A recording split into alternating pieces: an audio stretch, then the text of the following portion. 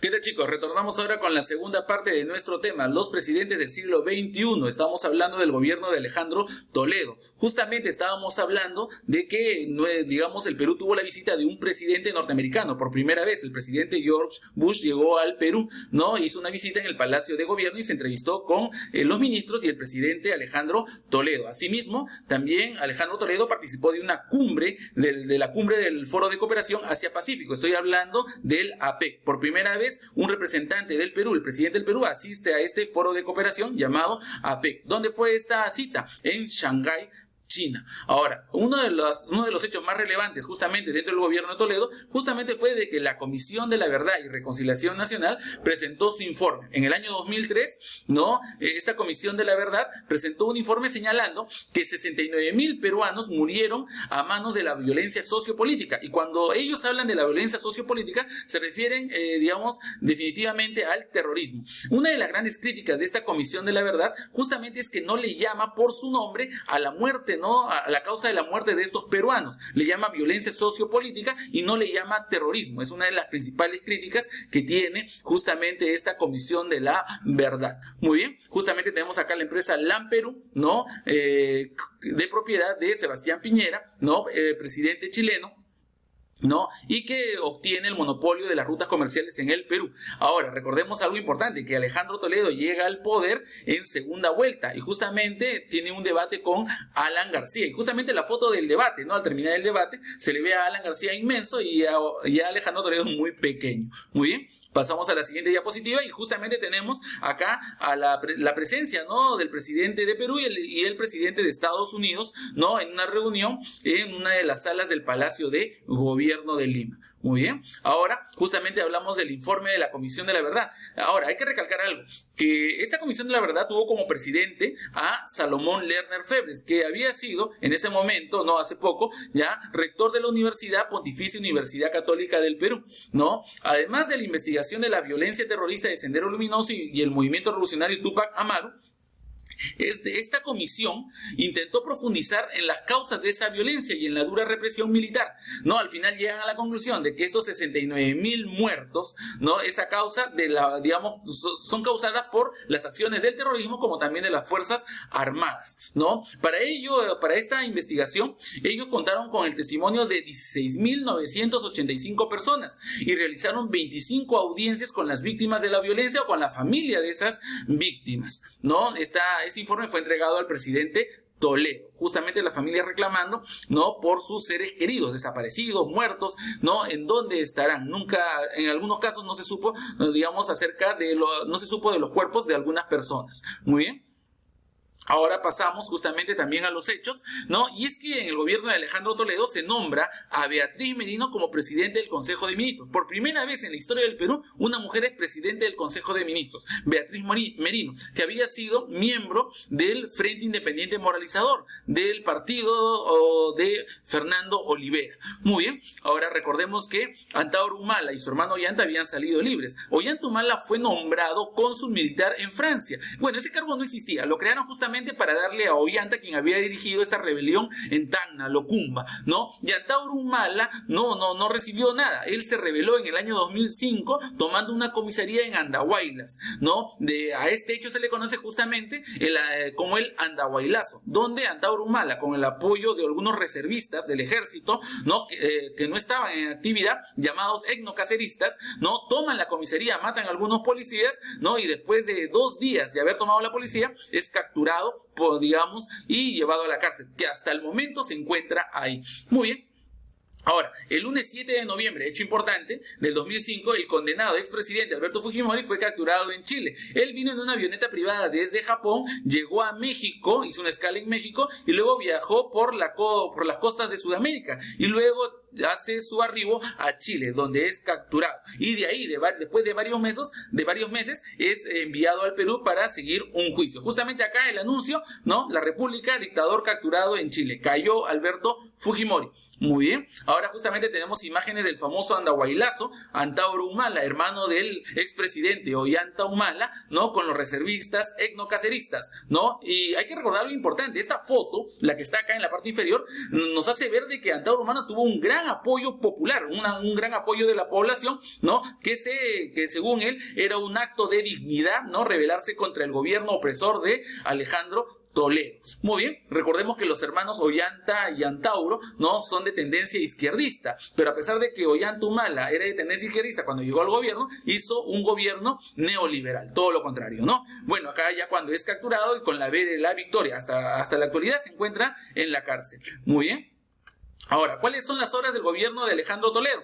Básicamente creó algunos programas, ¿no? El programa Trabajar Urbano y el Trabajar Rural, que era un programa para generar empleo, ¿no? En obras básicas a la población. Muy bien. Ahora, también se creó el famoso ITF, que hasta ahora se aplica, el impuesto a las transacciones financieras. Por cada movimiento bancario, un impuesto, ¿no? Que era mínimo, pero si vemos que las transacciones financieras en un día son millones, obviamente que las ganancias son altas para el gobierno, ¿no? Es un impuesto llamado ITF. En educación creó el proyecto Huascará, que consistía en dotar de internet a todos los colegios del Perú, por comprarles computadoras, ¿no? Y también, dotarles de internet. Bueno, este proyecto fracasó totalmente. ¿Por qué? Porque se compraron las computadoras, pero ustedes saben que las computadoras necesitan renovarse, ¿no?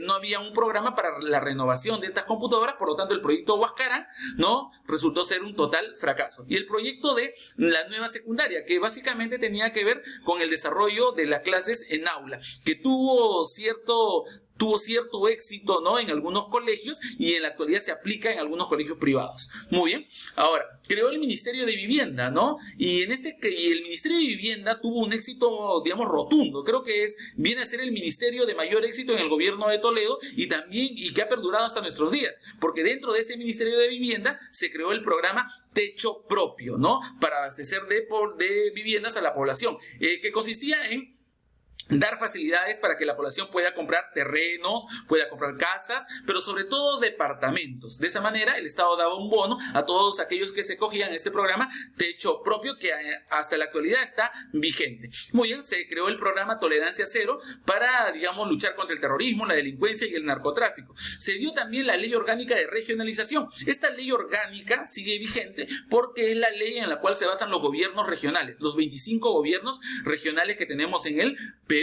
Muy bien, se construyó la irrigación Majes-Siguas, que era la construcción de túneles, ¿no? Para llevar agua de una laguna a otro río para poder abastecer de agua a todos los campos de cultivo. Muy bien, esto en Arequipa, ahorita vamos a ver el mapa. Y se inauguró la planta de licuefacción de gas de Camisea, ¿no? Recuerden que hay un gasoducto que viene desde Cusco, Camisea, llega a Ica y luego a Lima. Justamente tenemos acá las computadoras repartidas por el gobierno de Alejandro Toledo, ¿no? Estas computadoras obviamente ya no sirven en la actualidad, no hubo un programa de renovación. Bueno, justamente tenemos acá el programa Techo Propio y tuvo como principal ministro o ministro estelar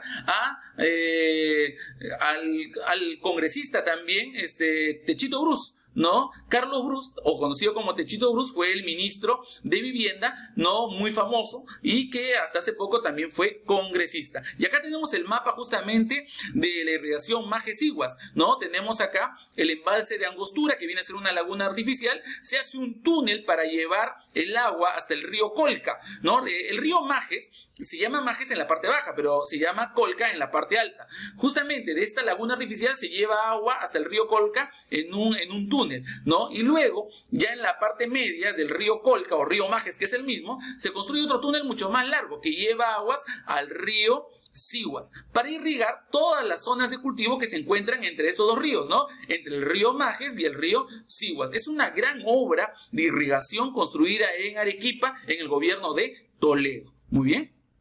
Ahora tenemos acá justamente la inauguración de la planta de licuefacción de gas ubicado en Camisea, provincia de la Convención, en Cusco, ¿no? Justamente tenemos ahí las imágenes, ¿no? La primera planta actualmente ya está modernizada, es más extensa, más grande. Tenemos a Toledo, que fue la inauguración, y tenemos acá justamente la ruta del gasoducto, ¿no? Sale de Camisea, Cusco, atraviesa el departamento de Cusco, Ayacucho, Huancavelica y llega a Ica. Llega a Humay, y de Humay se abren varios brazos.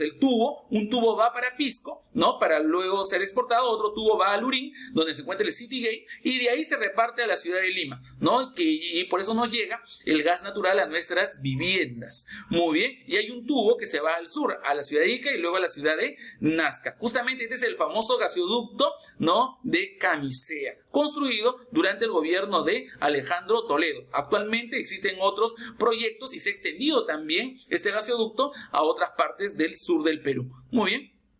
Ahora vamos a hablar del gobierno de Alan García Pérez, ¿no? El segundo aprismo. Recordemos que Alan García Pérez, cuando regresa después del gobierno de Fujimori, regresa al Perú, ¿no?, participa en la segunda vuelta con Alejandro Toledo. Y en el año 2006 también pasa a la segunda vuelta para competir con Ollanta Humala. Bueno, él gana las elecciones después, digamos, de la segunda vuelta, y acá lo tenemos en una foto con su esposa, en su momento, su esposa, ¿no?, Pilar Nores, ¿no?, una ciudadana argentina, que luego en pleno gobierno se separa de él. Bueno, pasamos a la siguiente diapositiva y vamos a hablar básicamente de los hechos que sucedieron. Primero la campaña, ¿no? Llega a la segunda vuelta compitiendo con Ollanta Humala y le gana. Justamente acá tenemos la imagen del debate. Siempre Alan García al final del debate se acerca al contrincante para darle la mano y lo quiere abrazar, cuando los otros candidatos apenas se le quieren acercar. ¿Por qué? Porque hay una diferencia abismal. Alan García es un hombre corpulento, muy alto, y Alejandro Toledo y Ollanta Humala son hombres bajos, ¿no? Se ve una gran diferencia en ese momento. Todo el mundo habla de David y Goliat, ¿no? Ahora, Alan García llega a la presidencia ofreciendo cosas que nunca cumplió, ¿no? Llegó primero apoyado por partidos de derecha, Unidad Nacional, que era el PPC, el Fujimorismo y también Restauración Nacional. Bueno, él prometió la revisión del TLC que había gestionado Alejandro Toledo. Sin embargo, eso fue falso, porque cuando llegó al gobierno más bien impulsó y mandó a un representante economista peruano a Estados Unidos para agilizar, ¿no?, la firma de ese tratado de libre comercio, ¿no? Estoy hablando de Hernando de Soto, que fue enviado por Alan García. Muy bien. Prometió también reformar la Constitución del 79. Puro discurso también, porque al final, chicos, la economía neoliberal que aplicó Alan García se basó justamente en los parámetros de la Constitución del 93. Él quería, digamos, en su promesa de campaña, volver a la Constitución del 79. Totalmente falso. Él más bien, digamos, siguió los lineamientos de la Constitución del 93, la Constitución de Fujimori. También prometió la pena de muerte para violadores, para menores de edad. Chicos, para obtener la pena de muerte en el Perú, no, para violadores, tendría que reformarse la Constitución, y eso demoraría un promedio de 6 a 7 años. Obviamente ni siquiera se hizo. Bueno, prometió también eliminar la renta básica de teléfono, que se pagaba muy alto, ¿no? De 45 a 36 soles, más bien se redujo y no se eliminó.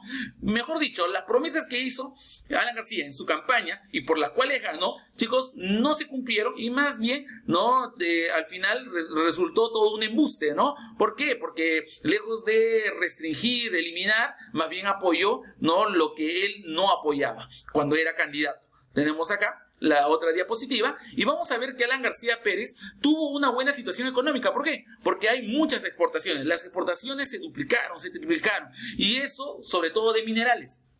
El oro, la plata, el cobre. El Perú es un gran exportador de minerales metálicos, y el precio del oro, la plata y el cobre tenían, digamos, un buen precio a nivel internacional. Si el precio sube, nos conviene porque nosotros vendemos esos metales. Esto originó que la economía peruana le vaya muy bien, ¿no? Este gobierno respaldó también el Tratado de Libre Comercio, como habíamos dicho. No iba a revisar, sino que más bien lo promovió, lo afianzó. Y aparte de eso, firmó otros tratados de libre comercio con otros países.